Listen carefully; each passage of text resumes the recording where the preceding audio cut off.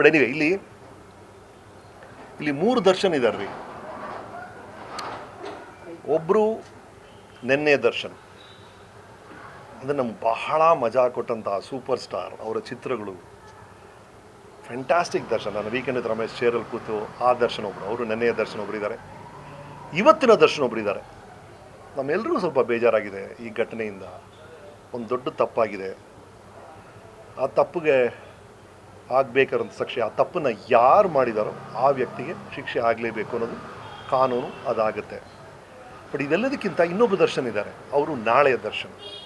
ಆ ನಾಳೆಯ ದರ್ಶನ್ ಇದ್ದಾರಲ್ಲ, ಓಕೆ, ಈ ಸಮಸ್ಯೆಯಿಂದ ಹೊರಬಂದಾಗ, ಅದಕ್ಕೇನಾದ್ರು ಶಿಕ್ಷೆ ಇದ್ದರೆ ಅದನ್ನು ಅನುಭವಿಸಿ ಹೊರಗೆ ಬಂದಾಗ ಆ ನಾಳೆಯ ದರ್ಶನ್ ಏನು ಮಾಡ್ತಾರೆ ಅನ್ನೋದು ಭಾಳ ಇಂಟ್ರೆಸ್ಟಿಂಗ್. ಈಗ ಲೈಫಲ್ಲಿ ನಾನು ಮುಂಚೆನೇ ಹೇಳಿದ್ದೀನಿ, ನೋ ಯೂ ಟರ್ನ್ ಅನ್ನೋ ಬೋರ್ಡ್ ಇರೋದು ರಸ್ತೆಯಲ್ಲಿ ಮಾತ್ರ, ಲೈಫಲ್ಲಿ ಆ ಬೋರ್ಡ್ ಇಲ್ಲ. ಲೈಫಲ್ಲಿ ಯಾವ ಬೇಕಾದ್ರೂ ಯೂ ಟರ್ನ್ ಮಾಡಿ ನೀವು ಏನು ಬೇಕಾದ್ರೂ ಮಾಡ್ಬೋದು. ಹಾಗಾಗಿ ನಾಳೆ ಇದೆಲ್ಲ ಸಮಸ್ಯೆಗಳೆಲ್ಲ ದಾಟಿ ಈ ತಪ್ಪಿಗೆ ಆಗಬೇಕಾರೋ ಶಿಕ್ಷೆ ಆಗೇ ಆಗುತ್ತೆ, ಅದು ನಿಯಮ ಕೂಡ, ದಟ್ ಇಸ್ ಟ್ರೂ.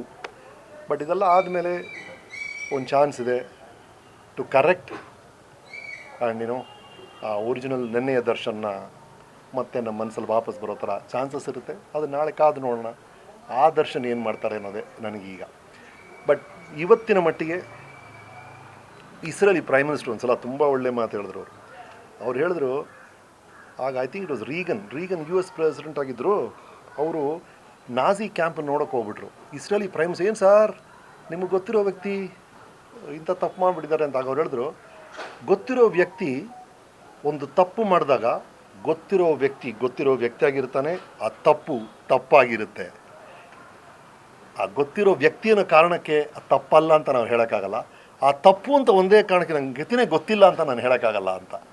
ಆ ಥರ ಒಂದು ಬಹಳ ಇಕ್ಕಟ್ಟಾದ ಜಾಗದಲ್ಲಿ ಸಿಕ್ಕಾಕೊಂಡಿದ್ವಿ. So let's see.